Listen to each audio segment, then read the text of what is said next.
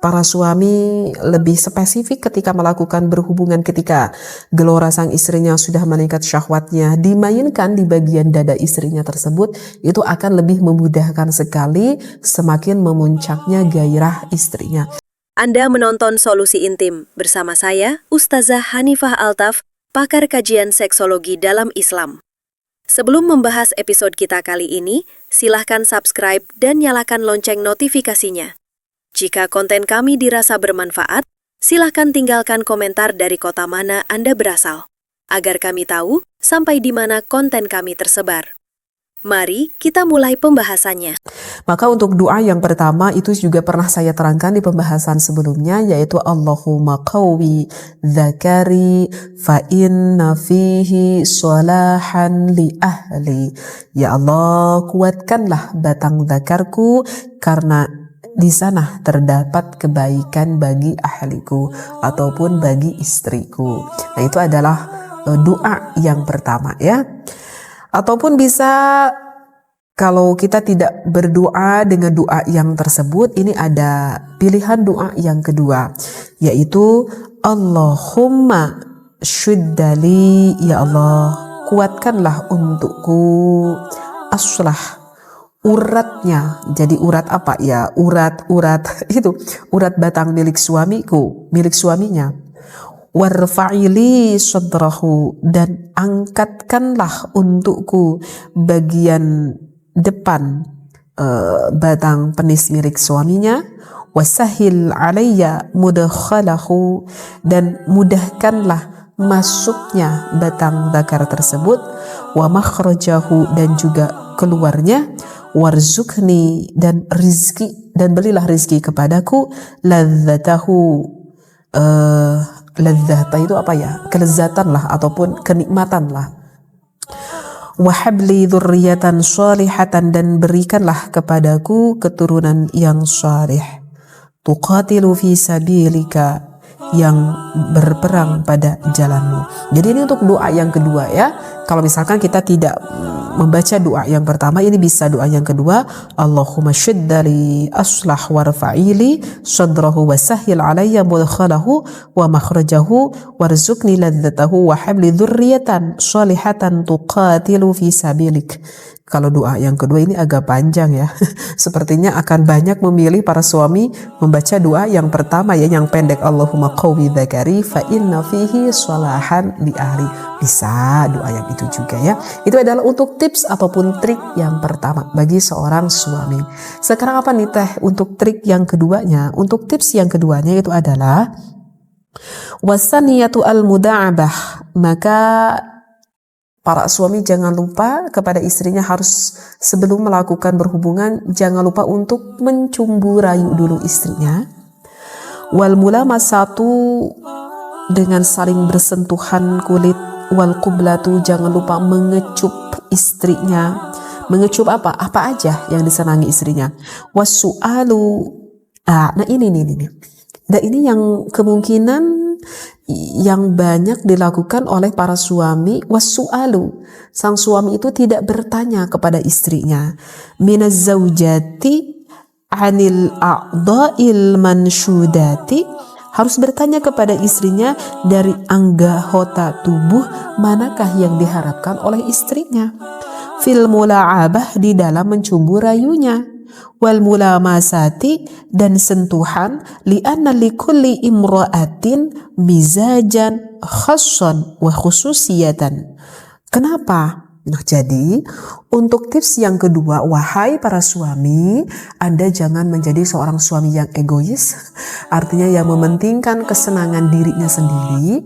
Tetapi kalau ingin sampai istri Anda mendapatkan suatu kenikmatan di dalam melakukan hubungan tersebut, maka seorang suami harus bisa dulu meraba akan perasaan istrinya.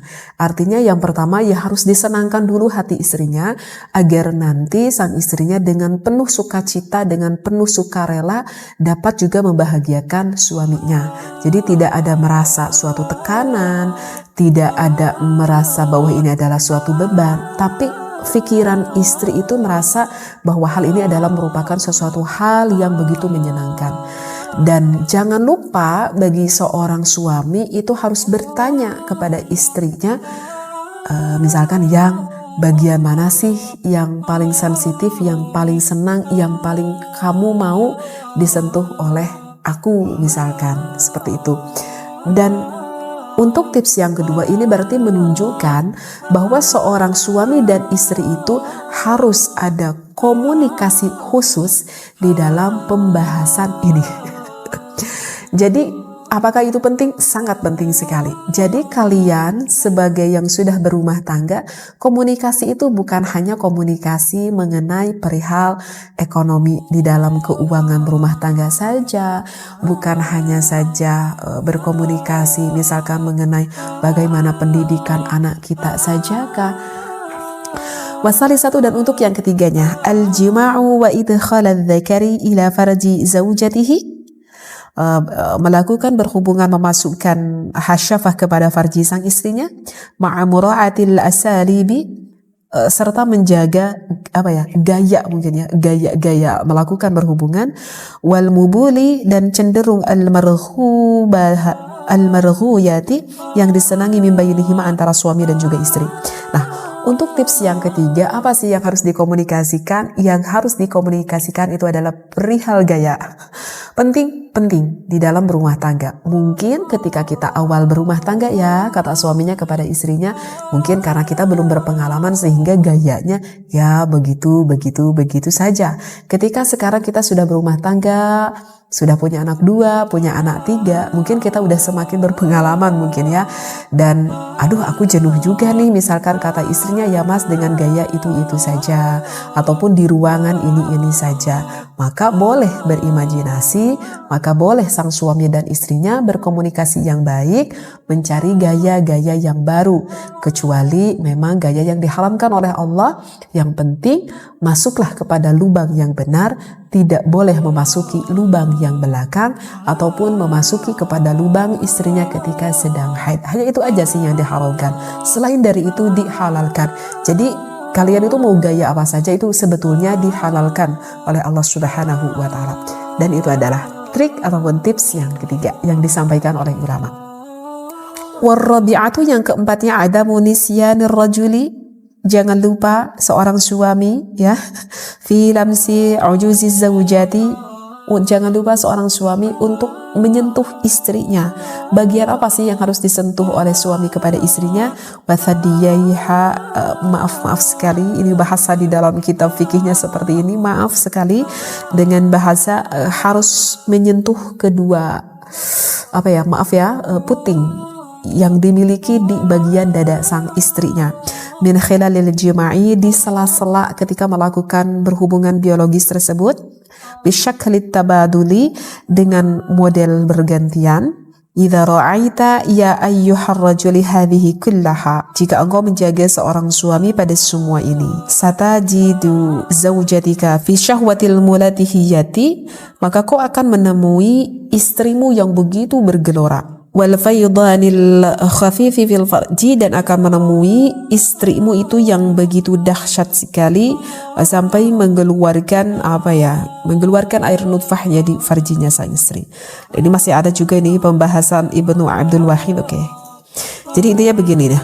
Untuk yang keempat, jangan lupa bagi seorang suami ketika melakukan hubungan biologis tersebut, jangan sampai sang suami melupakan pada bagian dadanya dan juga pada bagian bokong yang dimiliki oleh istrinya.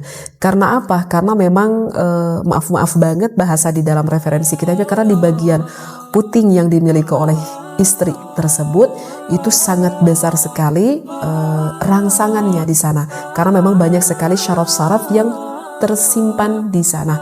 Maka itu jika para suami lebih spesifik ketika melakukan berhubungan, ketika gelora sang istrinya sudah meningkat syahwatnya, dimainkan di bagian dada istrinya tersebut, itu akan lebih memudahkan sekali semakin memuncaknya gairah istrinya. Karena memang di sana Allah menciptakan bagian-bagian syaraf yang cukup besar di sana yang terkumpul di bagian apalagi pada puting ataupun dada.